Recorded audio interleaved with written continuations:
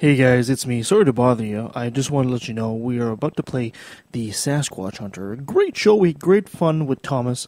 Unfortunately, the computer went kind of wacko a bit and resorted to ignore the whole mixer board thing and bypass it, and all you hear is actually from the internal microphone.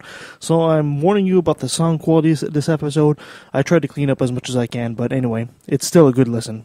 Thanks. Enjoy. I'm John D. Webster, and I took a left at the Valley. I know we shouldn't have to scream that we're atheists. You know, we don't have non-astrologers and all that. But with the religious people taking over the world, I mean, we can either speak up or be pushed into a corner. I'm proud to be an atheist, a skeptic, a non-believer, an infidel, a heathen. I call it how I see it. I say it's ignorance and you just call it faith and unsubstantiated claims. That's something to be ashamed. I'm an atheist. Atheist. I'm an atheist. Atheist. I'm an atheist. On the popular dating website Atheist Skeptic Mingle, this is Left for the Valley. My name is Kevin, and my profile indicates I like long walks on the beach. Joining me as usual is the crew of Romance Fuel to Reason by Candlelight. Our matriarch of history, whose profile indicates she likes punctual people, men, Nancy. Oh, that's me, all the time. And our in-house skeptic who can seduce you with your knowledge of logical fallacies, Tyler. Guys, welcome back. We have a special guest in with us. We have Thomas the Sasquatch Hunter. Hi, Thomas. How are you doing? I'm doing fine. How are you? Excellent. And we'll be taking a look today at your work and the whole myth of Bigfoot, Sasquatch, Yeti. We'll have fun with all that. But first, let's get into a bit of chit-chat. Did you guys hear, well, I'm sure you guys have heard of what's going on in the United States with the black shootings? Oh, heavens, the black shootings and the You were just there. You were just, I was just there, and the first selfish thought that came into my mind was, boy, I'm glad I was there when I was, and I'm not there now. Yeah, it's getting really, really bad now. I mean, they got video, and it really almost shows these police officers almost executing these people. I mean, I've always been the kind of guy, I understand the police job it's not easy, it's tough, you have to think in a fraction of a second, but some of these videos that you're really shaking your head saying, what are you thinking here? And it's getting really disturbing. And now, of course, what just happened in Dallas, a sniper opened fire and killed, was it 5 officers now? Yeah, 5 officers. 5 officers are down now, and I think 11 were wounded. And I hate to be cynical like this, but geez, I'm surprised it took that long.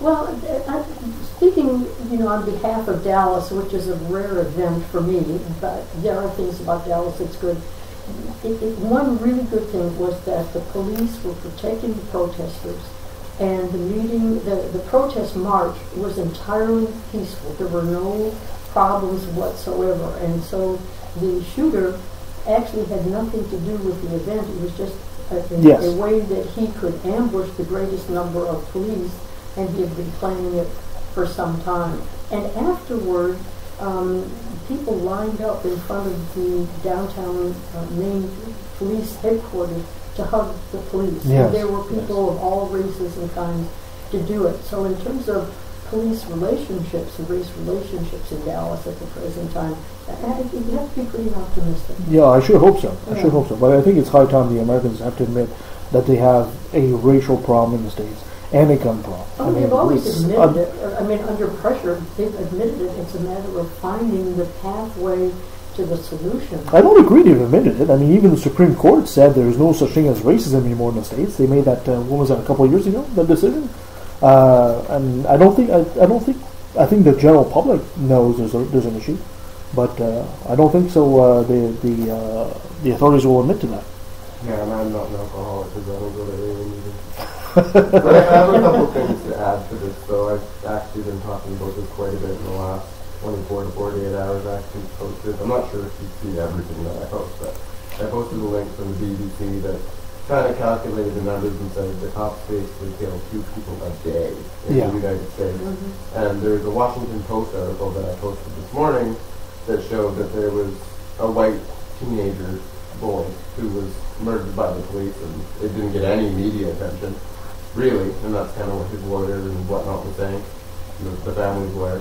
I guess the point was that they were trying to say that, a black kid gets killed, big problem, a white kid gets killed, no big problem. But then they kind of looked at it a little bit deeper, and white on white crime doesn't get a lot of media. Black on black crime, same thing. Mm-hmm. It's more white on black. That's where it kind of comes from, right? So maybe if it was a black cop that killed the white teenager, that might have been a bigger deal.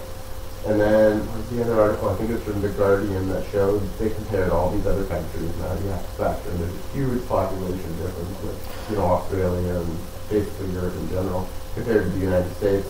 But the amount of murders from the police in the United States is, even if you account for population, it's huge. It's ridiculously huge compared to anywhere else in the world. Oh, yeah. This is why I like to refer to one of my favorite philosophers in modern day, Russell Peters. Yeah. The Canadian comic, because he's of Indian descent, and he says, one day racism is stupid because one day in the future there will be no black or white. Everybody's going to be beige. Because he says there's a lot of Indians out there. He says you can run from now, but sooner or later we're going to hump you. I wish I could remember all the stuff that he says on that, but he's let's start experimenting. Let's get a woman from Iceland and a man from Cuba, and they can have little baby ice cubes. Oh my God! Hilarious. It does get frustrating. It does get sad, and it does get redundant. That every time this happens, the same conversation. Yes. We've got to do better than this. We're Americans. We know we can do better than this. We have to start an open dialogue. It's all there is to it. Lip service. And it's over and over and over, and some good comes out of it for about 3 seconds, and then everyone settles into their pattern of systemic racism, and very little progress is made. Well, let's hope our American friends eventually see light. Another thing, too, that's been going on that gets no media attention whatsoever, in France. France has been getting huge protests, and we're talking people numbered in the millions are coming out of the street, and there is no media on this whatsoever. The French government has been trying to install, for lack of a better term, quote-unquote, austerity measures, and, cut down on workers' rights, and in France they're just not, the French, they're just not standing for something like that. And they're protesting, and you talk about huge numbers all over the country, and almost to the point that it's gridlocking the economy of France, and the media is not covering this at all. Personally, I think that more people in the world, including here in Canada, should take example on things like that the French did. Even myself, when I grew up in Quebec, it was quite common for us to go to protest every second Friday in front of Parliament. Something that's just not done here at all in BC. So I agree. That is a huge thing. That is one of the things. Like France has some of the most social safety nets out there, and this is going to sound really conspiracy theory, so don't interpret it that way. But that quote that the government should be afraid of their people, rather than the people being afraid of it. And that's how it is there. It totally is. It totally is. You can go all the way back to the French Revolution, and what happens when the French government pisses off the people? They absolutely protest. Here we're just like, somebody else will do it. And then nothing gets done. Yeah, absolutely. Well, in France, this is nothing new, is it? No. French. Even here in Canada, a lot of people that come to me and they say, they find out I'm French Canadian. Oh, well, of course, French Canadians, they always get what they want. They're always whining. Well, yeah, that's because they are. I've always said, the difference between Quebec and BC is quite simple. Quebec whines, BC whine. Quebec does something about it, and BC usually shrugs its shoulders and says, what are you going to do? Yeah, it's a country of 10 kids and one's a spoiled brat. Well, the squeaky wheel does get the grease. Yeah. Otherwise... Or it gets an ass kicking. Maybe so, if it's exaggerated. I agree. There's way too much apathy in general, but especially political apathy. I mean, people died for your right to vote and all these different things, and people just kind of ignored it. And another interesting bit of news, you remember our friend Arn Raw? Of course, we love Arn when he came on our show. This past week, they just opened up the Ark Encounter in Kentucky. Now, Thomas, if you don't know about this, they actually took this fellow, Ken Ham, actually opened a life-size replica of the Ark, of Noah's Ark, in Kentucky. Now, the big controversy is, of course, they also got a lot of tax break and government money to build essentially $18 million worth. And, of course, there was a protest in front of it when it opened up this week. And there's a bit of Arn getting to an argument with Eric Holman. Is it Eric or Ken? Eric. Yeah. And I've got a little bit of a clip here, so let's play that. Okay, guys, sorry I got cut out. So we're at the Ark Encounter protest, and right now there's Aaron Raw and Eric Hovind debating creationism. Here's what's interesting. There are hundreds of state-funded museums around the world teaching the religion of evolution. But they hire anybody that employs that's qualified to do the job, sir. Accepted as such as a faith-based belief system holding to the idea that some essence of self, be it a soul or memories or whatever, somehow survives the death of the physical body to continue on in a supernatural form. That's every religion. It's better to believe in everything. Evolution is demonstrable. No one says everything came from nothing, sir. Science. It's an inescapable fact. That's not evolution. The fact that one little bitty museum versus the hundreds of museums that are paid for by tax dollars, which get you guys so upset, shows me that your religious worldview. Except we don't have a religious worldview. I just demonstrated that. He has to lie about this. Do you believe that we came from an ape-like ancestor? Can I prove right now that we are still apes? Yes, I can. Which proves the question you just asked. Apes don't have tails. Learn taxonomy. That was just beautiful. At that point when he says, can you prove that we came from an ape-like ancestor? And he says, yes, I can. Eric Hovind, if you see the video, he actually kind of leans behind Aaron to say, well, you don't have a tail kind of thing, right? And then, of course, Aaron just turns around and tells him, you know, apes don't have tails, learn taxonomy. That was just a beautiful, beautiful video. It was, and I love how Aaron just gets so involved in it. I mean, you can hear the passion. You can hear, I'm gonna get you in a minute. You can just hear that. Well, he's a big, scary-looking dude too, right? Yeah, exactly. Or well, not in that video, but a great hugger. Oh yeah. But there's a whole controversy there about one building getting a little bit of funding. Well, it's because it's essentially because of the government constitution. Mm-hmm. If you're giving government money, you're promoting your religion. Sure. You're promoting a specific religion. They're not allowed to do that. Yeah. And they were giving money to an organization that made their workers sign a document saying that they were Christian and that they had to believe in God. They can't be gay. They can't be gay. Yeah. So they were violating everybody's civil rights, and yet the government was still handing over the money to build the ark and all those cute little stuffed animals, including dinosaurs. In there. So if you, Thomas, were to go to, you wanted to get a job in construction, let's say, for example, at the ark where they were building there, and they basically asked you, you're religious, are you Christian? And you said, no, I'm an atheist. Something like that. I said, sorry, Thomas, you're not working here. So it's against the law to do something like that. I personally wouldn't work. There's absolutely no fucking way Eric Hovind has never seen a picture of a chimpanzee. They don't have tails. Seriously? Yeah. He must have seen tons and tons of pictures of chimpanzees, probably more than your average person. There's a lot of face palming going on there, and there's also I gotta point out the irony of building that ark, because they built that ark with the help of a very modern equipment, and they could not build that ark without steel, rebar, and just making it out of wood like it says in the Bible was impossible. So the irony of it all is just so thick. But yet, here it is, and there's going to be tons of suckers going to that park giving money for that. Right. And do you know how much they're charging? I read. It's too much already. I was reading the article about the protesters, watching people get off the ramp, and they said there were very few actual people that were there. They said they were close to 4,000, but they felt it was closer to 1,000.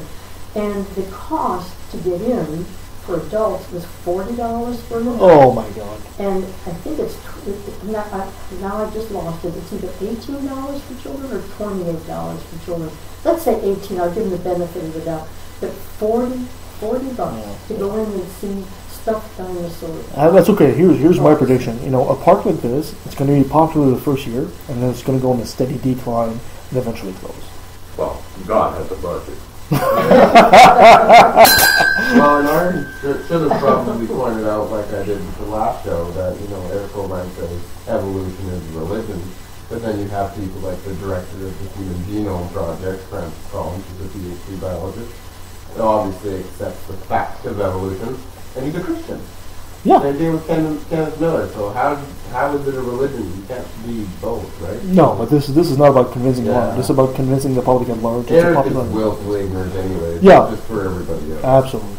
Well, anyway, and that was our little chit chat. Nancy, you ready to go? I certainly am. Because I'm always on time. You told me so. punctuality is my thing. Is ready. You're good to go. Okay, here we go. This day in history, which is a roundup of those events and individuals that altered and illuminated the dates between July 4th and today, July the 10th. Starting with July 4th, it was Independence Day in the U.S. and Tyler's birthday. Never heard of either one of them. The blind guy at Independence Day, right? So Independence. Yeah. So some interesting things about the Declaration of Independence, and having just come from Philadelphia and being, wasn't able to go in Independence Hall, but being on the grounds and seeing what Congress meant, it was really a thrill to be there at the same time and realize how hot it must have been for those people who have been in there and what they went through. It really meant more to me this year than it has in years past. So really interesting things, facts about Independence Day. Actually, on July 2nd, the delegate from Maryland, now at that time there were the 13 colonies, the 13, as they called, independent sovereign states. And the representative from Virginia passed a resolution on July 2nd that they would have the Declaration of Independence. And because it was passed on July the 2nd, John Adams, who became the second president of the United States, wrote to his wife that the second day of July 1776 will be the most memorable epocha, I'm hoping that's E-P-O-C-H-A, in the history of America. And he thought that the celebration of the United States would be that day, but we actually celebrated, or the U.S. actually celebrates it on July 4th, which is the day that it was signed. So the interesting thing is we talk about the Declaration of Independence, and that's used all the time.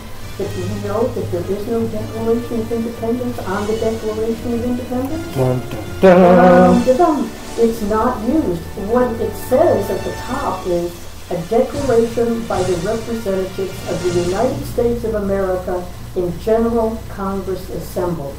And everybody thinks that when they look at the top of it, and for some reason the myth, even people who go to school and they say they're good at history, if you ask them, does it say Declaration of Independence? I doubt whether most of them would say, no, it doesn't.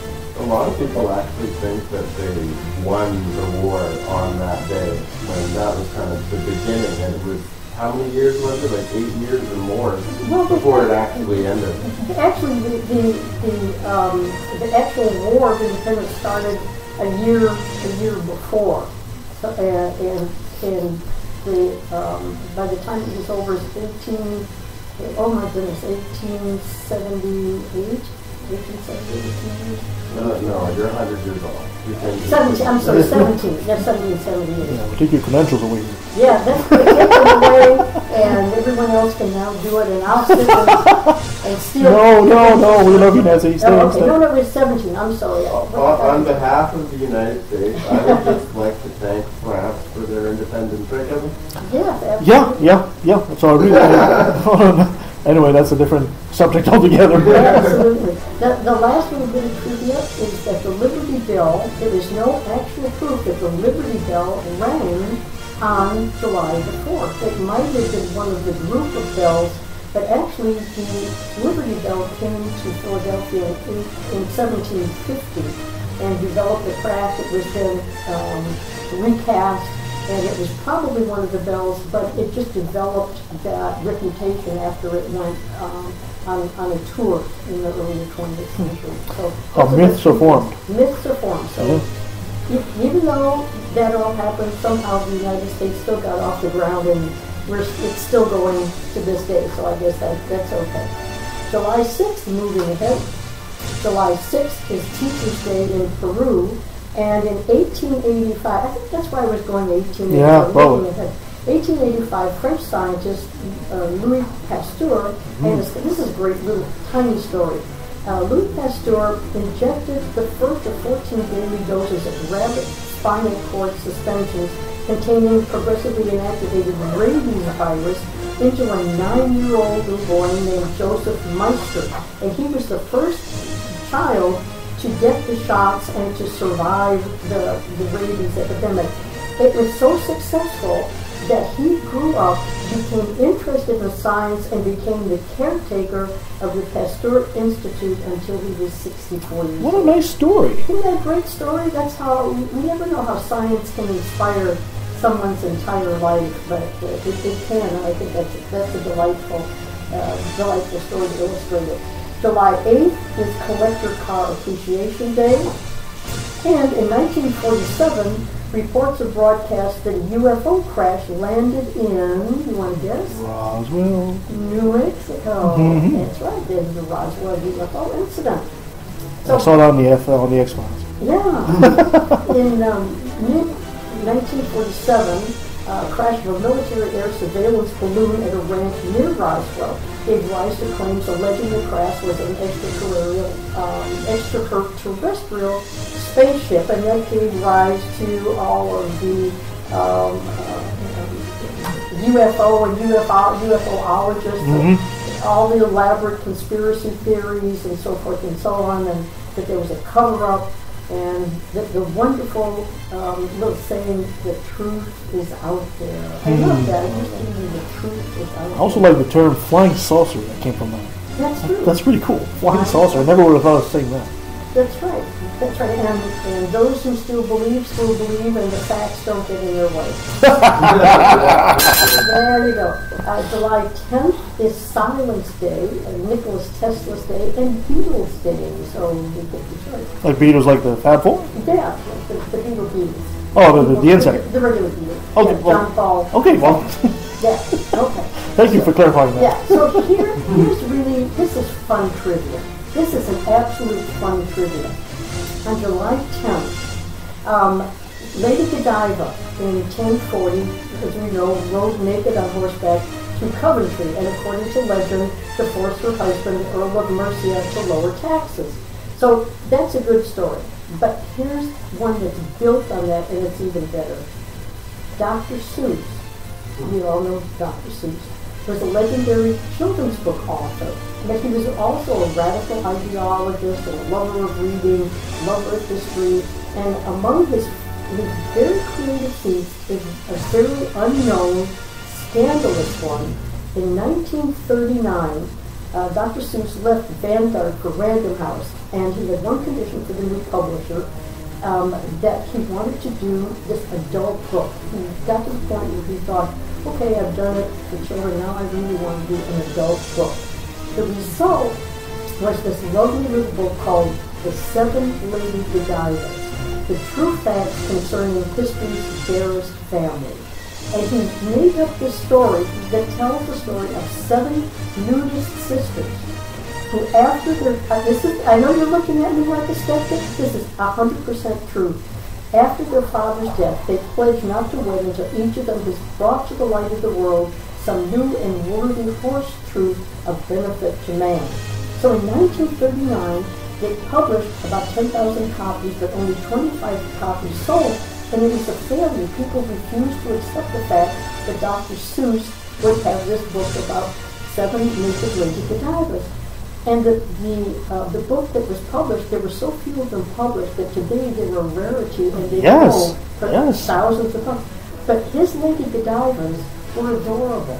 There was nothing scandalous about them. They looked like the Cat in the Hat, only they're little ladies, and they're just the cutest thing you ever saw. I'll never think of Whoville the same way. Pardon? I'll never think of Whoville the same way again. I found one on eBay, but it didn't get here in time, and I will show you eventually. They're just absolutely adorable. Does it rhyme like a Dr. Seuss book, kid? They republished, this isn't an original, they republished them in 1987. And the names of the 7 Lady Godivas are Clementina, Dorcas, Arabella, Mitzi, Lulu, Gussie, and Henry. Dorcas? Dorcas. Yeah, name my next kid. Well, like a boy named Sue, that's all. Actually, my son had a friend named Dorcas, and believe it or not, in high school. So anyway, his parents beat him too with that name? Pardon? His parents beat him too with that name? Her. Yeah, I guess so. So eventually, I wish I could show it on the radio, but eventually I'll have my own little copy of the 7 Lady. Beautiful. And so that Ending on that note, dear listeners, it brings to a close another passageway of interesting, mundane, and unusual, and this certainly was an occasion of bizarre event and people that make up this day in history. Bizarre indeed. You just ruined Dr. Seuss for me in some ways, sir. No, it should have made it better. Wait till you see these ladies are the cutest little naked ladies you've ever seen. Okay, in your life. fair enough. Excellent. All right, and we'll. Little naked lady. It's a good thing we're not CRVL anymore. They really hate us now. And we'll be right back right after this. What is secular humanism? Critical thinking. Knowledge is freedom. Freedom from ignorance and its offspring, fear. The BC Humanist Association has been active in the Vancouver area for over 25 years. We offer a friendly and welcoming place to make new friends, as well as free educational lectures. We invite you to join us any Sunday at 10 a.m. in the Oak Ridge Senior Center. Please visit our website for more details, bchumanist.ca.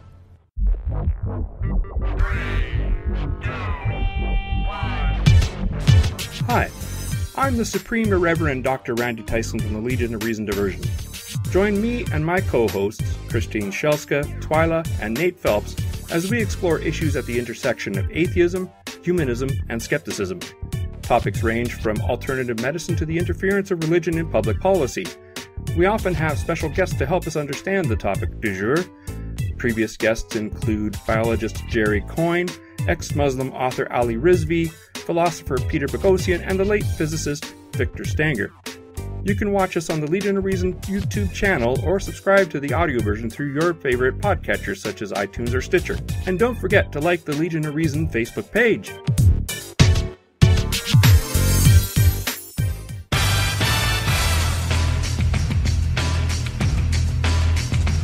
And we're back. All right. Okay. Like I said, today we're going to be doing a show about Sasquatch and the Sasquatch hunter that we have with us.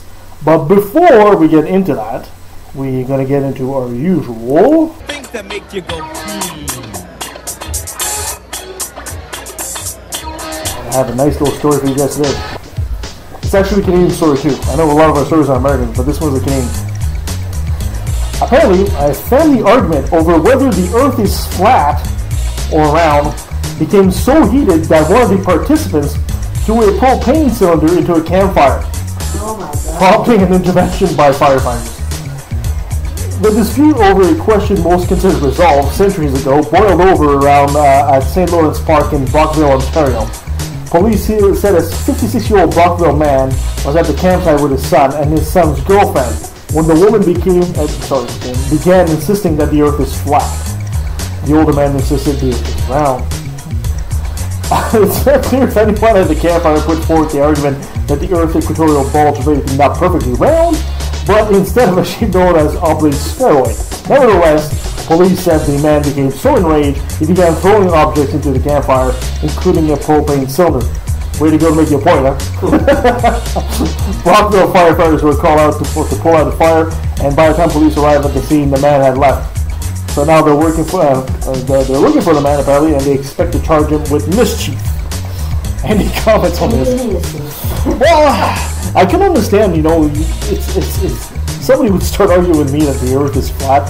I too might get into a bit of a come on, what the hell are you thinking here? But to the point of throwing stuff into a campfire, that's take a chill pill, dude. But you are correct that it's not round either. And it's oblate spheroid. It's a really good article on Scientific American. It's all about the Earth is actually round or something like that. And it goes into really, really specific detail about it being an oblate spheroid. It's actually really interesting. But that flatter society whole thing, it's just a waste of time. Like it is. A lot of scientists say, you know what? I don't argue with flat Earth. It's the same reason I'm not going to argue with general creation. It doesn't matter what evidence you give them. They'll come up with some excuse as to why it's not real. That's true, and there is a very active flat Earth society group in Canada. Yes, you mentioned on That's right, and I don't keep track of them, but last year and this year when I went to check on their website, there are still people having that argument and talking about it and trying to get scientific facts together. So I I did email them to see if we could get someone to either come on the show or to verify the fact that They refused to come on our show. Nobody would answer my question. See, Then I went on just anonymous. They don't have the bravery of Thomas. I mean, what do they think? There are 8 frisbees circling the sun? That's exactly it. Frisbees, I love it. The flying saucers. We're going back to Roswell here. Notice I said 8 because I still don't know if Pluto's counted or not. It's been Plutoed, which is a term I love. You've been demoted, you've been Plutoed. It's beautiful. Yeah, like when I get bored, I argue with people on Facebook. So, flat Earth people, yeah, but I still run into people who think the sun revolves around the Earth. Actually, there was a stat that I pulled out. Remember that one, Nancy? It was actually a quarter of all Americans think that the Earth still revolves around the Earth. The sun revolves around the Earth. Yeah, like the Canadians, that is. We don't have a stat for that. I wish we could find one. I know we score a lot higher on science literacy than the United. Like we score at the top. Yeah, but we score at the bottom. Well, maybe so. But when you see stories like this and a couple of stories we had a couple of weeks ago, sometimes you start wondering, maybe we're not that great. Was it last week or the week before? We talked about Alberta. 40% of Albertans are talking about 35%. young Earth creationism. Well, that's like the most conservative politically province. Yeah, but it's still a fair chunk of people. Not all Texas North for nothing. Yeah. Exactly. Oh, goodness gracious. Okay, perfect. Moving on. I've got something interesting going on here. I've got a bit of a surprise, and I know Nancy doesn't like this surprise, but then I know exactly what's coming. Got a pop quiz. Haha, yeah, that's our music for a pop quiz. And since, it's a bit of a fight. We got Tyler versus Thomas versus Nancy, and I stay out of it. I just ask the questions. Hey, you get to hold the show, you can ask the questions. Okay, how much ready you done? It's easy. Come on. Sure, it's easy because you got the answer. That's right. Takes B every time. You get one then. Yeah. Okay.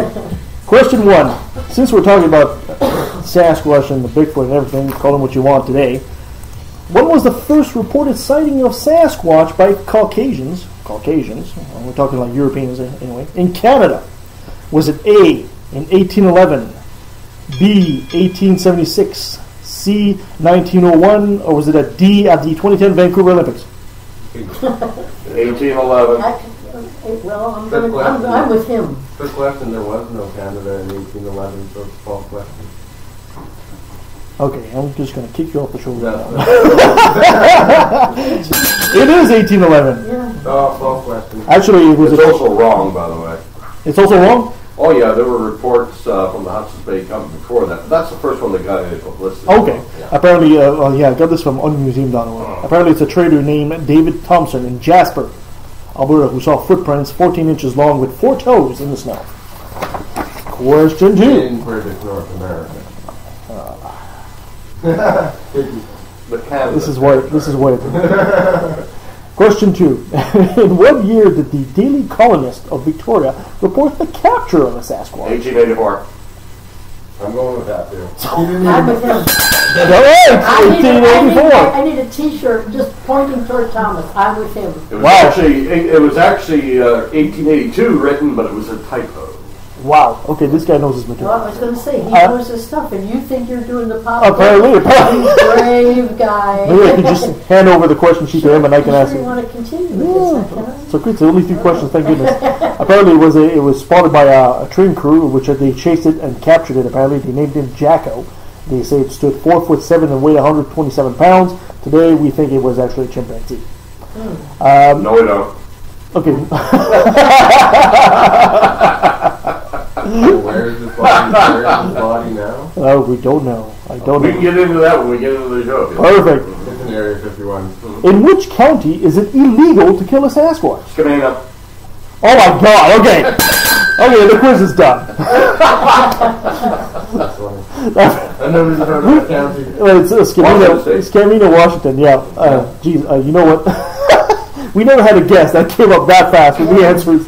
Apparently, there's a $1,000 fine. And on this subject, I'll get you every time. Okay, so the man knows his thing. Okay. That sounds really weird. So, Thomas, Yes, give us a Reader's Digest of who you are and what you've been doing. Well, since 1978, and I had an interest in a fascination or obsession, and I still remember my father telling my mother, "Don't worry, he'll grow up," but it never happened. Into cryptozoology, reported on unproven animals, and Sasquatch being local, I just naturally followed that one, and I've been doing it ever since. That's very interesting. Yeah. I'm now considered one of the old guys. God, I never thought I'd hear that. But yeah, and I've been at it for quite a while. I've authored 3 books on the subject, co-authored 2 others. Well, what about it keeps you interested? What is the passion? What's the passion? I want to know, does the damn thing exist or not? Okay. It's quite simple. Now, for those of our listeners that might not know exactly, because we're in the Pacific Northwest, everybody knows what Sasquatch is. But Sasquatch essentially refers to a mythical simian ape creature or humanoid said to inhabit the dense forests of the Pacific Northwest. It's described as a large, hairy, bipedal humanoid. Sasquatch is also an anglicized derivative of the Nadim Halkolib. Oh, jeez, I'm going to screw this up. Just say Chehalis. Okay, sure. Chehalis Sasquatch. So, essentially, it's referred to as Bigfoot in a lot of places in America, Yeti in some Himalayan countries. Sasquatch is the Canadian. Yeah, it's the Canadian American exactly. name for the same thing. Yeah. Exactly. So first of all, Thomas, I got to say thank you so much for being so brave to come on a skeptic show. And we promise we're going to behave. We're not going to harass you or anything like that. But we Bring it on. Yeah. By the way, he went to that quiz. I'm kind of intimidated now. So you started doing this. You wanted to find out if the thing was real. And frankly, a lot of people, a lot of skeptics have a tendency to bash cryptozoology right away. I'm more lenient because you know what? I think that of all a lot of skeptics call all these fields, they call it woo, But of all the fields of woo, quote unquote, cryptozoology to me has a bit more reason to it because there's a bit of a past to it, right? For example, the Kraken, right? It was a mythical creature for the longest time until we realized no, there actually is something like that. Mm-hmm. Now, you gave us a brief description of what you did and you got into it. So, tell me more, please. Well, skeptics have a good reason to bash cryptozoology because cryptozoologists have given a lot of stuff to bash them about. I mean, the Sasquatch field today, I like to say, it resembles more an asylum being taken over by inmates. Exactly. And, I'm a researcher. And a researcher has to be able to admit he might be wrong. He has to be able to admit it might be nothing more than mythology. I don't particularly believe that, but you have to admit. If you don't, then you're not really a researcher. You're like a religious leader pushing a faith. Right? Thomas, I like you already. Yeah. Geez, you know what? That's very reasonable. That's why we're agnostic about most things like this, where you can't kind of prove or destroy. I'd like to know what percentage you are sure about it existing or not, because there's a lot of people out there who are 50-50. There's people out there who are 100% sure, no matter what you tell them. So it's nice to know that you'll actually change your mind. Yeah, but I'm 90% convinced that there actually is something to the Sasquatch. Why not 99? Why just 90? Because you got to give a 10% leeway in case you're wrong. Okay, I usually give a 1%. No, but that's reasonable. That's reasonable. That's fine, because there's always could be another explanation for the evidence. Well, that's what I say about God, too. Right? I say I'm 99.9999999% sure no God exists. God doesn't leave foot, right? Yeah, exactly. Now, Nancy, you might recall, when we did our Halloween special, I told you the story of I had an encounter with something. Mm-hmm. At the time, not too long after that, I actually met Thomas. He happened to be, I was still living in the area, and he happened to be driving around in your little sidekick with a little Sasquatch on the side, and I remember that. And I stopped and I told him my story, and he actually recorded that. So that's how we first We actually went to the location. We actually went to the location. Now, for those listeners that might not remember, if you check on one of our past shows, in very brief details, what happened is I was working a night shift. I was coming back home. It was a foggy, full moon night. It looked like one of those perfect settings for a horror movie. I was falling asleep at the wheel, literally falling asleep at the wheel. I'm just a few hundred meters from the house. and I used to live in the north part of Michigan in farmland, in the woods on a tree farm. And as I drove by something, and my brain registered after I drove by it, what the hell was that? And all I can remember seeing is the back of a big head and what looked like coarse horsehair. That's essentially what I saw. And then I drove in, and then when I got out of the car, there was this weird howl, and I actually hurried inside the house. That's essentially my experience there. And at the time, I told Thomas about this, and I was superbly honest with him. I said, I frankly don't know what I saw, but you took the notes and everything down, and I totally appreciate that. And he actually gave me the report, the copy of the report he had about this. And it turned out to be R and Raw, right? You got to tell the story that you told me right here. Okay, otherwise that doesn't make sense. Yeah, you'll appreciate this. R and Raw, which we heard the clip earlier, he tells the story. He lives in Texas. Mm-hmm. He tells the story that one time he's hitchhiking some destination. He's going through a wooded area, big wooded area, and it's getting dark at night. He's got this big fuzzy sweater on. He's tall. He looks like a big badass biker, and he's wearing a fuzzy sweater. And he noticed he's being tracked by a pack of coyotes.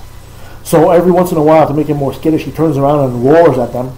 So they kind of jump a bit, and then they're getting bolder and bolder. So he realizes, oh, I'm in trouble. So he's trying to flag down cars, and cars are avoiding him, swerving, and then bolting out of there. So what the hell? So eventually he gets picked up. He goes to whatever destination he comes. On his way back, as he's hitchhiking on the way back, and he's going through that same town, he's been picked up by this old boy, and tells him in the best Texan accent I can make, be careful out there, sonny. People that have been reporting seeing Bigfoot in these parts lately. Then he realizes it was him, obviously, big and tall, and with a fuzzy sweater in the middle of the night in the woods. So no matter what evidence you present here to me today, I'm just going to say it's on the wrong. I'll need to set a copy of the alarm about this show. Okay, so I guess first question I got to ask. We're here in the Pacific Northwest. We're in little Abbotsford. How close are these creatures, according to you, around here? Oh, you have to. I thought they'd be a little bit more reliable, and they were going on in this documentary about how some people think it's Homo heidelbergensis. It was just Sasquatch's definitive guide. I don't remember. It was on YouTube, so I could find the exact same video with 10 different names. Mm-hmm. But it was BBC, and you know BBC when you see it, right? So. Right. If it was, I was an advisor to that program. Okay. Did they do the Bridal Falls 2 encounters within 4.5 hours? Probably. Yeah. It was pretty long, right? So. Yeah. Well, Bridal Falls is a nice place too. It was over an hour long anyway. Mm-hmm. So, so I guess my question is regarding physical evidence. I sent these guys a link this morning from CFI that kind of compiles all of the supposed evidence, the physical evidence and whatnot. That's not just anecdotal. And they kind of go through it and say that basically people are just claiming that the stuff that are hoaxes aren't actually hoaxes, like the Roger Patterson video, that kind of thing. And then the footprints, where they have apparently multiple footprints have been collected, but one of them's got 6 toes, another one of them's got 3 toes. And, they can't all be from the same species, right? So what kind of physical evidence do you have that hasn't been debunked as a hoax? Well, quite frankly, if you go to the world of skeptics, everything, there's only one piece of hard evidence that will stand up to scrutiny, and that's the animal itself, a body or piece of the body. Or some kind of DNA. So. But even that, because we don't have DNA of a Sasquatch to compare it to. But it would be unknown. It would be that's right, and they already have a couple of samples of that. Who's they? Who's they? Oh, various guys, like Dr. Gerald Lowenstein from the University of San Francisco has 2 samples that came out, as far as he was concerned, to be higher primate of unknown origin. Really? Yeah. Gerald Olstein of the University of? Dr. Gerald Lowenstein. Lowenstein. Yeah. That might be covered in my article. They did find that some of it, some of it was synthetic hair from a wig. Well, again, which sample you're talking about? Yeah. They've had in hundreds. Well, if you're talking about Professor Sykes, he was great. He took a lot of these hair samples, not mine in particular, a lot of these hair samples, discovered this is a cow, this came from a dog, this came from and everybody got mad at him. I thought what he did was great. It was good. You could take those ones off the list. Exactly. It's exact science. That's what you want to do, right? You want to eliminate And then he actually got one that he thought was an extinct polar bear from Asia at one point. It's the only match he could find. So, again, it all comes down to what is it, what do you have? What they need is a body or a piece of body. That's the only thing that will take the Sasquatch out of mythology and put it in the realm of everyday use. The same thing you did with the giant squid. Everything. That's the only thing that will do it. Yeah, yeah. So until a hunter shoots one or one gets plowed by a Greyhound bus on the Trans-Canada Highway somewhere, that's the way it's going to remain. Yeah. Yeah. Okay, so I consider myself to be a lot more skeptical than some of my friends. A lot of them are just debunkers that just say no to everything, right? That's more like denier. Yeah, and I've even seen some of my friends try to compare Bigfoot to like mermaids and stuff. So I have a different degree of certainty about things. I am more certain that mermaids don't exist than Bigfoot, because mermaids would completely throw, a monkey wrench into evolutionary history, and Bigfoot doesn't. There's nothing about physics that would actually prevent Bigfoot from existing. Like, we have problems with aliens coming to Earth because it would take, millions of years to get here, even traveling at the speed of light. Mermaids violate evolutionary history. Bigfoot really doesn't. I mean, what is it really? A bipedal ape? Yeah. Basically, yeah, that depends on which researcher you talk to. Some think more along those weird lines of Sasquatch. Some sort of strange figure from the fourth dimension. And there's people like me who, as far as he's concerned, assuming that the creature does exist, that it's nothing but an unclassified higher primate. I think, Gigantopithecus species continuing, most likely. Well, what about the Homo heidelbergensis or Homo erectus or anything like that? No, they're too human-like. Oh. Yeah, Sasquatch is not human. The only thing human about it's the way it walks and the similarities. I could show you a couple of family pictures. Because even Homo erectus or Homo ergaster, they were still hairy. Yeah, everything was in those days. Yeah. Like I said, my family pictures. Yeah, and I've seen some guys today that can give them a run for their money, but Now, and of course, and most people also don't know that Sasquatch also has a tremendous singing voice, just like the mermaid, right? Well, the people reported large, high-piercing screams and things like that. But of all the recorded sounds alleged to be a Sasquatch, I must point out at no time in any of these recordings was what was uttering the noise seen while it was being recorded. Well, and this article, this Center for Inquiry article, which is great, maybe Kevin can show it to you later, and you can kind of tell me what's factual and if there's anything you disagree with. But basically what it said is that the problem with this whole Bigfoot camp is that the hoaxers make the non-hoaxers look bad. You know what I mean? Yes. That's kind of the issue, and there's a lot of people who faked stuff and then sent it to experts. Experts thought it was real, and then they said, by the way, I just want to give it a trick deal. The worst thing that ever happened to this research, as well as one of the best things, was the invention of the Internet. There's been a soapbox for every snake. Oh, yeah, of course. It's so easy now to make up a story, Sasquatch sighting, and sound convincing.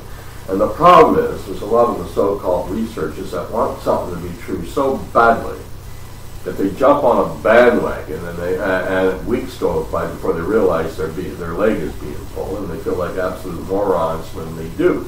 We've had a lot of that in the last 20 years. We had Melville Ketchum, the veterinarian who claimed to have found DNA for the existence of Sasquatch, and that she also claims to have proof that angels exist, which didn't come out till later. You had Todd Standing in Alberta, who was going around saying, making all kinds of crazy stories. And people wanted it to be true so badly, they threw common sense to the wayside. Well, I didn't, but they did. That brings me to my question, which is a very naive question, is that if I really want to understand what the serious researchers are doing in the field, and I want to make sure that I'm reading information from people who are scientifically trustworthy, how do they go about sifting out the claims of one group versus another? Because when you look at some of these claims that don't hold up, they've got PhDs behind their name, they seem as though they're parts of reputable organizations. So as someone who is a layperson, how do I know I'm reading the right stuff by the good guys? It was on YouTube throw it out.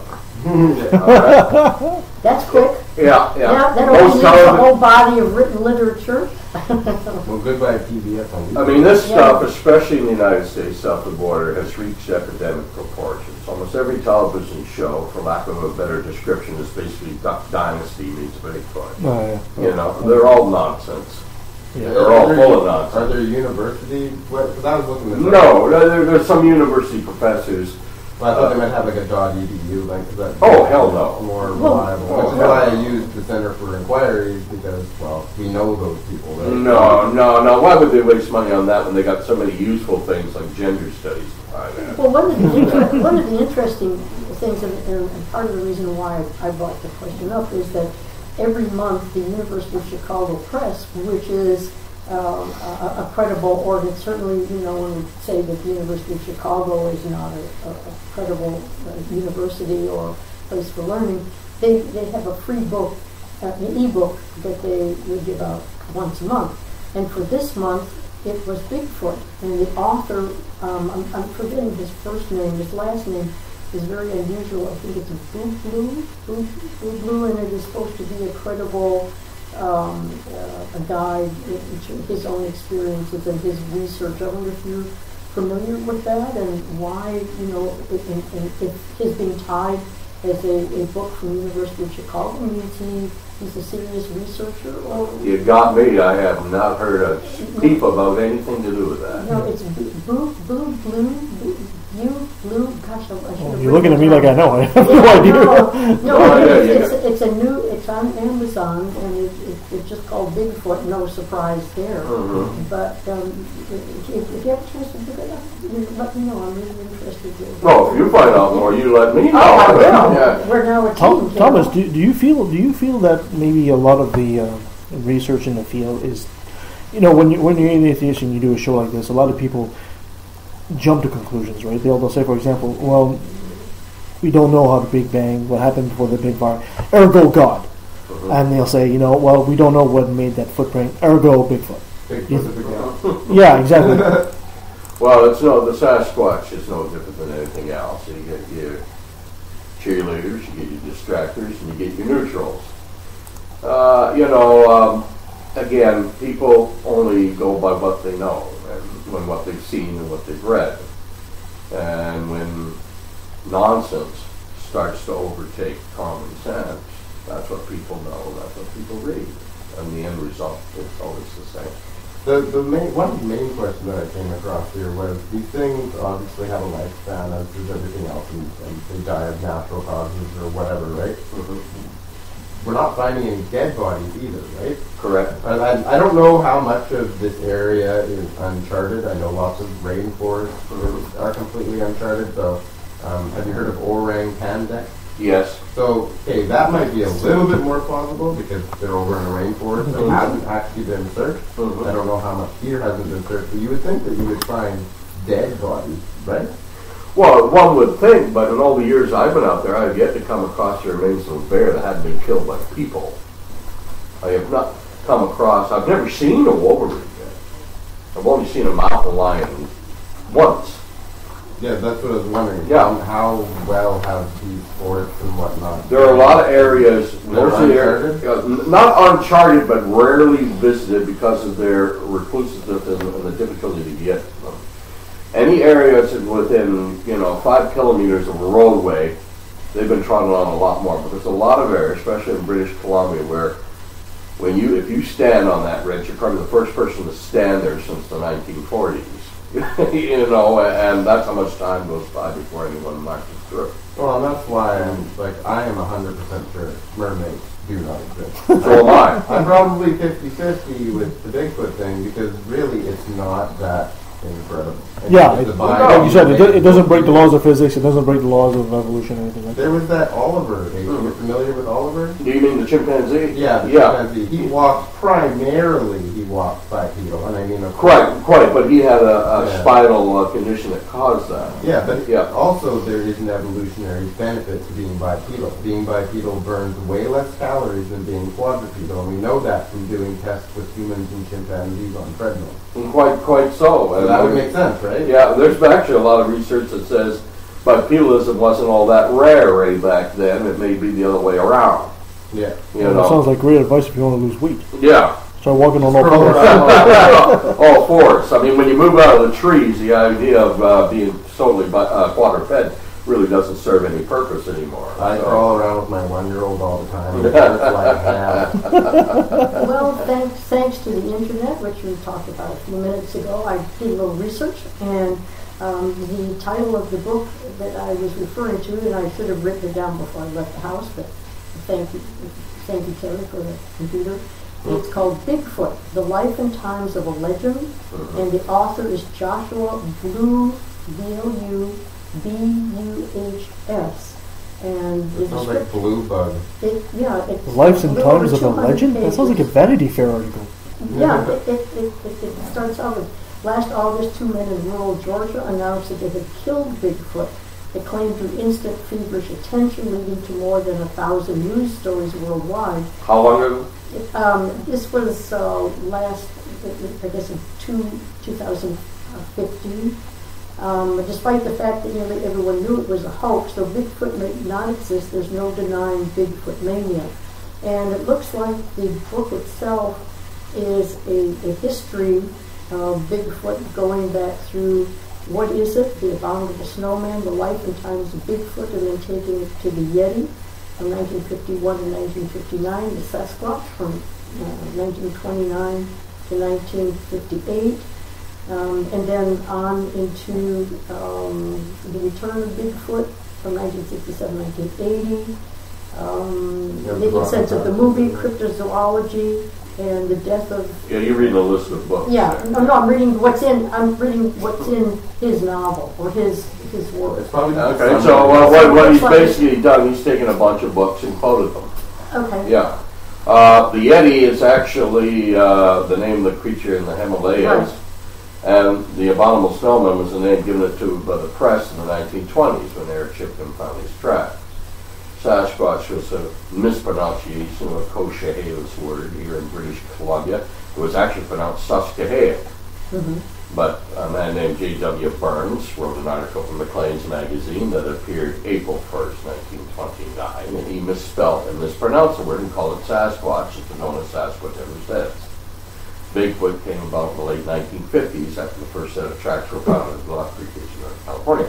He had never heard of the Sasquatch in Canada. They didn't know what else to call it. And the newspaper article said Bigfoot prints. The word got put together. It's called Bigfoot. It's been known as Bigfoot ever since south of the border. So, gotta love our Americans. So that, to me, that just sounds like it's probably an interesting book to read, but he's probably taken a lot of books written by other people and it put looks things, like, put them where they should be go. It looks like it's a kind of book to read to get the history and where everything came from, and then it mentions... Well, I can tell you a better book than that. It's called The Sasquatch in British Columbia, catalog history of the Sasquatch mystery in British Columbia from the 1700s to 2012. I co-authored it. It came out in 2012. Well, there certainly is a lot available. It also, when he gets into cryptozoology, he talks about Grover Krantz. The late Grover Krantz, yeah. Yeah, the most important question for us as skeptics to ask anybody is, what would convince you that your position was incorrect? Like, what would make you 100% sure the Bigfoot thing was just all a myth? Like, would they have to have video cameras set up on every square inch of all these places? Someone said you can't disprove it, and I said, yes, I can. It has to be falsifiable, yeah. If I could do a certain thing, and there's no way I can because I don't have the technical knowledge and I don't have a couple $1 million to throw away. But I always had what I call the Coca-Cola project in mind. You know, the Coca-Cola Highway between Hope. The mountains and stuff? Yeah. When they built, that was in the prime area of Sasquatch sightings before and since. Wildlife have to go through these tunnels to get from one side of that highway to another. Because they've got wildlife fences all along both sides. Yeah.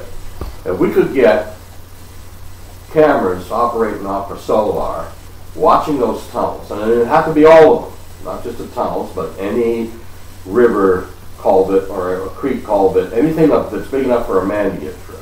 Yeah. If you could cover that 24/7 for a certain amount of time, and you got video evidence of every large animal we know is there, but you don't get image of the Sasquatch, that would prove to me that the Sasquatch is simply mythology. I'm so glad that you were able to answer that. Yeah. Yeah, that's great. Yeah, that would do it for me. Yeah. I mean, of course, if one of the cameras went down for 8 hours, they'll say, well, that's when the Sasquatch went through. Well, and I think they've thoroughly debunked the Loch Ness Monster. They spent a ridiculous amount of money on like these satellite ground scanning, all those things.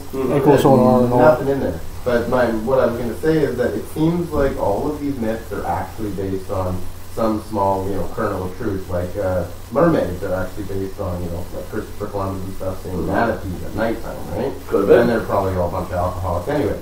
So it kind of makes sense.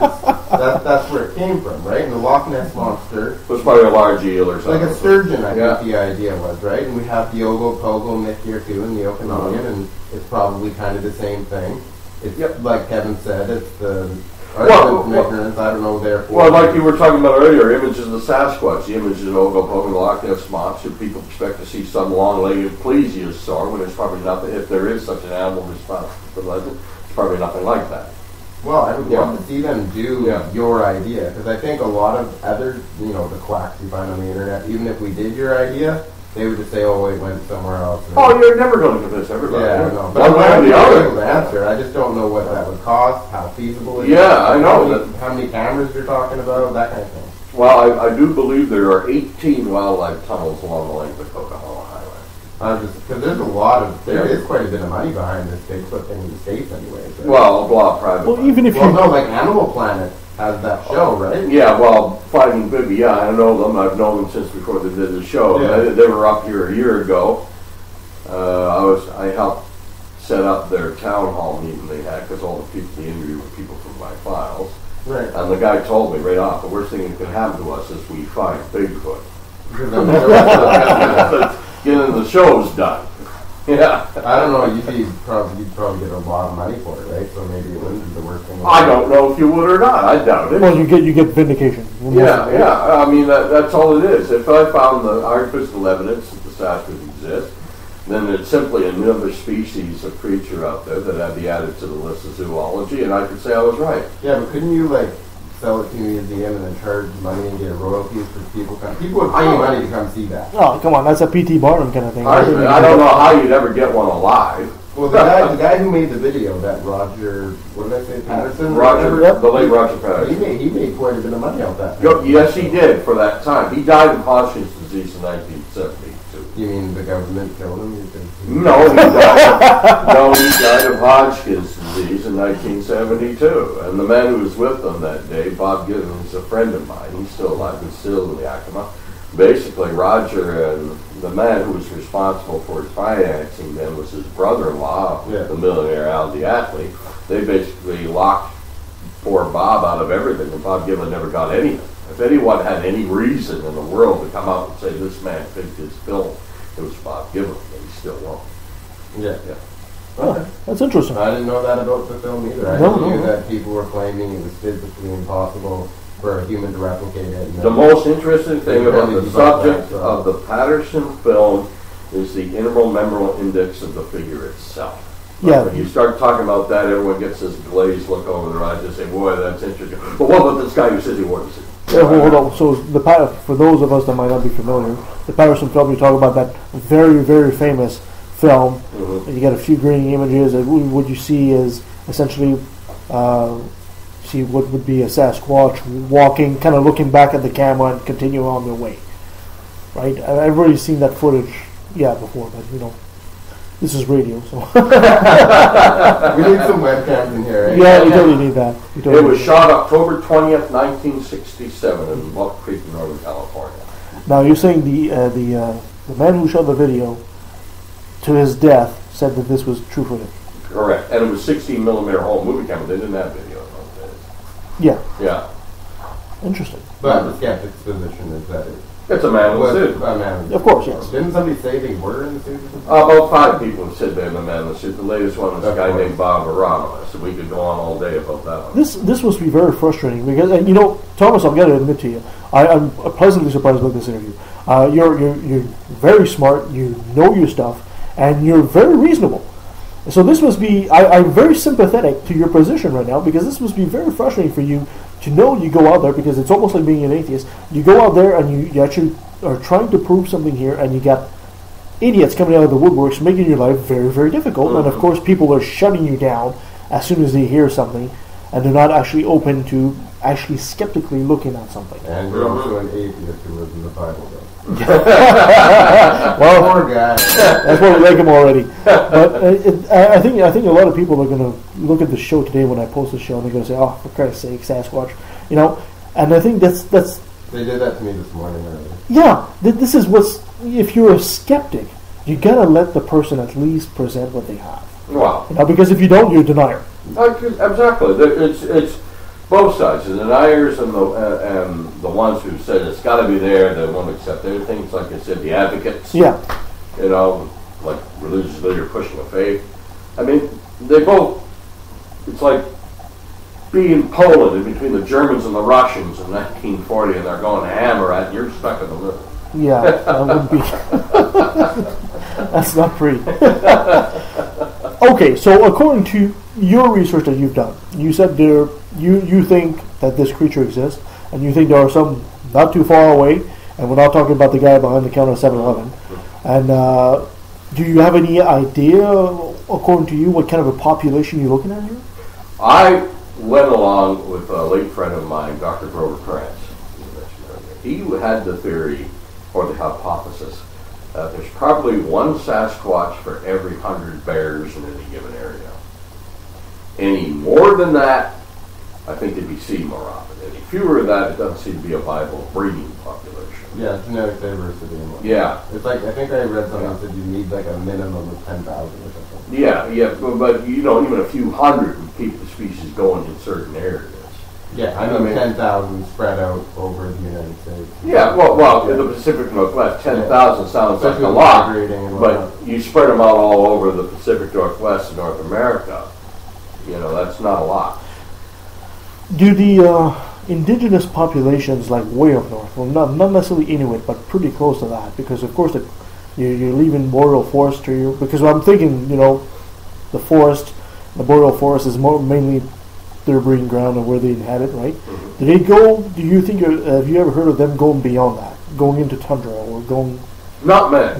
There aren't too There's many no white Sasquatch that has evolved. No. Of all the reports in my files, and I've just one short of 200 now since I started.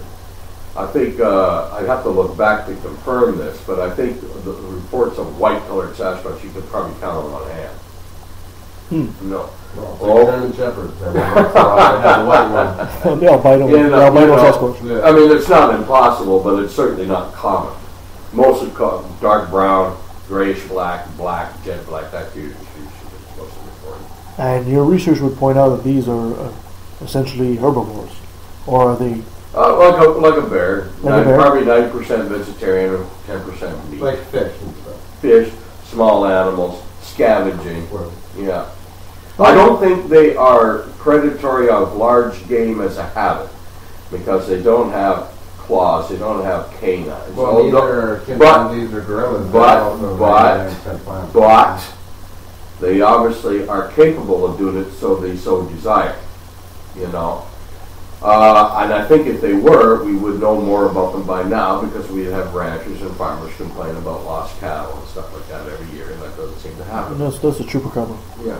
Gorillas are huge, and they eat 99% plants, right? Yeah. Oh, gorillas eat almost 100%. Yeah, like kale. Yeah. I know chimps. Chimps will hunt every now. Yeah, bush babies. Yeah. But gorillas, no, they're almost 100% vegetarian. So what physical evidence is there that you yourself have been genuine? Because I know the things that impressed me so far are things like indication of the mid-tarsal breaks in the footprints. Also, things that we call dermal ridges. That's like the fingerprints on the bottom of your feet. That strikes me as very interesting. And talking about the Patterson film, the intermembral index, that's comparing length of arm to length of leg. Mm-hmm. You know, human beings, we have an intermembral index of about 68 to 70, because our legs are longer than our arms. Yes. A gorilla has an intermembral index of over 120. because they have massive arms and very small back legs. The creature in the Patterson film has an inner membrane index roughly around 80. So that, to me, in my mind, is good evidence. But when you tell that to the general public, they get that glazed look and say, but what about that guy said he was? Isn't the reason for the length in the arms kind of contradictory, because the reason that they have such long arms is because they're not bipedal? That's right. Exactly.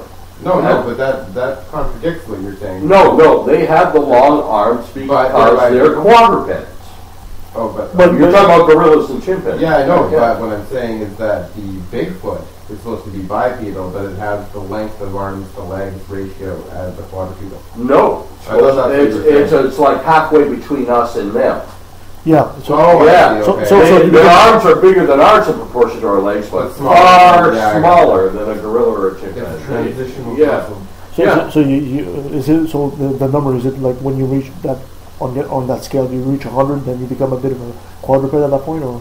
Yeah, well, basically, I don't think human beings are ever quadruped at any time in our history, but I'm not an anthropologist. I don't know that for sure. Well, in Homo, but the Sasquatch, a lot of people wonder why we don't see smaller ones more often. And of course, this is all theory and hypothesis, that when they're younger, we should be looking up in the trees rather than down on the ground. Well, we're quadrupedal for the first couple of years of our lives, right? Yeah, and for first year. For safety and security reasons, they probably have a tendency to spend most of their youth in the trees. And stay really, really close to mom and dad. Yeah, and the late Grover Kretz again had the theory that maybe they have family groups with a number of females with a dominant male who generally tolerates the daughters but will drive the sons away when they get to a certain age. And that's all speculation. That's all speculation. They go off on their own, getting bigger, getting stronger, and maybe they find and take over a family group themselves one of these days. And that's what people are seeing, these, driven off males or disposed formal dominant males. And the return to their nomadic lifestyle once they've been driven away. But again, that's all hypothesis. But you do see that in primatology. Yeah. So, I mean, you're trying to use that because we're talking about a primate here. Yeah, correct. They're basing them on primates. Yeah, if it exists. Yeah. Well, and just for the record, have to point it out, it's my favorite subject. The idea is that our ancestors became bipedal around between 4.5 and 6 million years ago. They're pretty convinced that I can't pronounce the damn fossil. Anyways, it's 6 million years old, so Lucy. No, before Lucy, way before, 3 million years before. Ornithogenensis, I'm gonna fail.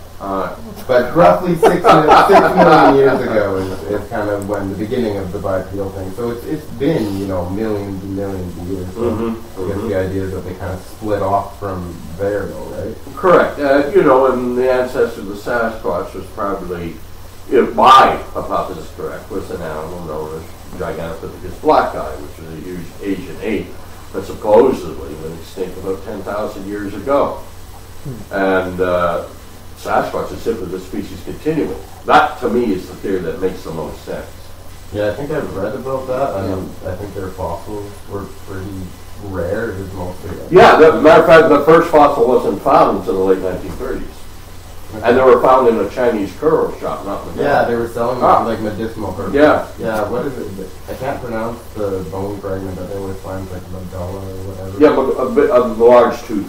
Yeah, whatever. So they don't actually know if it's bipedal from the tooth. No, but the theory is bipedal because now they have the skull and the lower jaw of one, and it has a very wide jaw, very similar to modern man. Yeah. Because the reason the jaw is wide is because our head is on top of our body rather than hung forward, and the jaw has widened in order to make room for the neck. Yes. Gorillas and chimpanzees have very narrow jaws because their heads are hung forward and they're quadrupeds. Well, and diet is going to have a back. Of course, all these things have a back. And Gigantopithecus has a very wide upper jaw. So that is the theory that basically says that Gigantopithecus blacki was probably an erect biped. Okay. At least for a good portion of it. Everything that I've read about Gigantopithecus was scientists basically say, we've got no damn idea. No, we don't. Until we find more. We don't. It's all hypothesis. If you could actually find the skull, then you could probably do more with that, because then you can align, or even a leg bone, something on the spine. That's generally how they figure out the whole Basically, what they got is a lower jaw and a lot of teeth. Yeah, But, and that's where I was going, is to why is it that no contemporary remains have been found? Is it because you think the remains have been buried, by them? That's one of the ideas I heard too, is that they're buried in dead. Also, I think it also depends on the environment too. I think fossilization is much more difficult in the jungle as compared to near a river delta. And then the Northwest, for that matter, the rainforest nature has a very quick way of disposing of dead remains. Like I said, I have yet to come across a dead bear that had not been shot by people or killed on a highway. Because I was thinking maybe, the bear is the predator, where the Sasquatch has been, the victim, in which case they would have been torn apart and left. Well, the thing is, the Sasquatch, if you find one that hasn't died, animals don't know they're dying. They just know there's something terribly wrong. So they go off and they find a place to lay low till they feel better. Another laying low, they'll have buried or something, they die. So they're kind of like half buried anyway. But it's hard to explain it all away. There have been stories of large unknown bones found, and they're sitting in drawers and places in boxes. It wouldn't surprise me if someone ever laid out the remains of a Sasquatch for the world to see. It's not going to be somebody like me finding it in the bush. It's going to be some anthropology student that found it in a dust-covered box in a museum basement somewhere. Be positive there. Be optimistic, Thomas. I'm rooting for you already. All right. Well, you know what? We've already done way past that we were expected to do, but this has been a great show. Thomas, if people want to find out more about your research and what you do and what you're up to, where can they find you? Well, there are two places. I have a blog site, www.thomassteenburg.com. And my email address is sasquatch@telus.net. And what are your books? You mentioned at the front that you yeah. books. Let's plug those shamelessly. Okay. Sure, why not? It usually says shameless plug.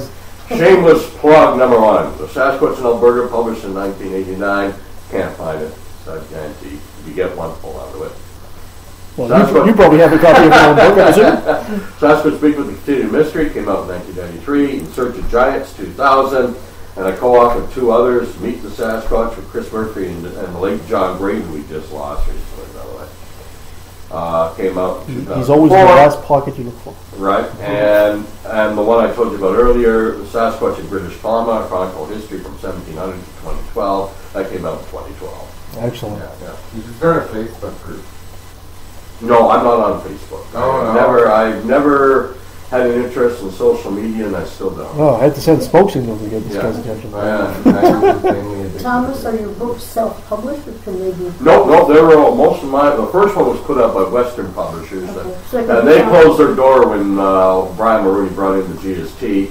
The others were done by Hancock House. Okay, because they could be found at used bookstores or bookstores. They're They can still be available. They don't. Oh yeah, they're still available. You can still find them. And that's the main thing. If someone is interested, they have to know the easy way to find them. So it's a good thing we know that. You find a book. You find a bookshelf with books on the Sasquatch. The odds are mine are there.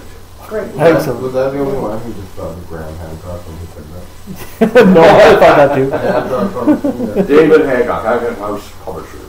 All right, before I let you go, Thomas, can you do me a quick favor? Sure. Can you say, hi, I'm Thomas the Sasquatch Hunter, and I took a left at the valley? Hi, I'm Thomas the Sasquatch Hunter, and I took a big left in the valley. Thank you so much, Thomas. That's been a great show.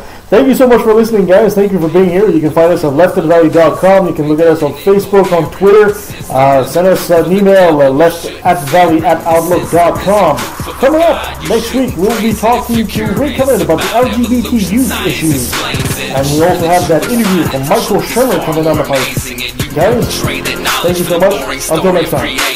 When actions are required, praying is just delaying the inevitable. You're doing zilch and the outcome is measurable. It's literally like sitting on your ass or taking a nap when somebody you love is fucked up and needs your help bad. How can you justify the genocide and pain caused by your code? There must be something missing in your brain. I'm proud to be an atheist, a skeptic, a non-believer, an infidel, a heathen. I call it how I see it. I say it's ignorance and you just call it faith in unsubstantiated claims. That's something to be ashamed. I'm an atheist. I'm an atheist. I'm an atheist. I'm an atheist. It amazes me how perfectly intelligent people can reach the conclusion that all non-believers are evil.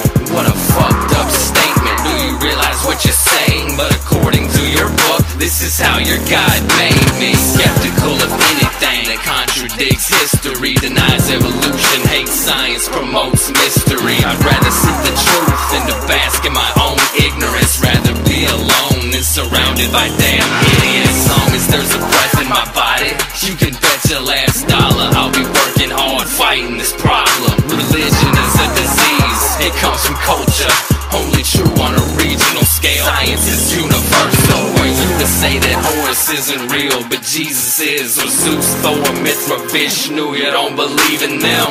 I think the reason is apparent. You do what you're told and believe in the God assigned by your parents. I'm proud to be an atheist, a skeptic, a non-believer, an infidel, a heathen. I call it how I see it. I say it's ignorance and you just call it faith in unsubstantiated claims. That's something to be ashamed. I'm an atheist. I'm an atheist.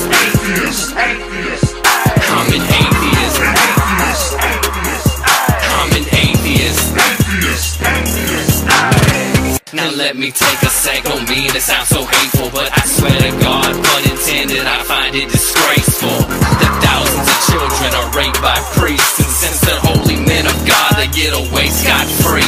And the Pope does his very best to keep it on the hush. Don't wanna affect business, he loves money too much. We know that they love the kids, but how the fuck can we protect them while they planning to molest them? We teaching them to respect them. Fuck that. The system is broke down, working backwards, and the only action or tactic I plan to practice now is to attack them. The parties of God's hands are bloodstained, millions of murders by believers, and they're all in God's name. And let me take a sec, don't mean to sound so hateful, but I swear to God, pun intended, I find it disgraceful that many atheists are told to be quiet. You're not alone, speak your mind, time to let it be known.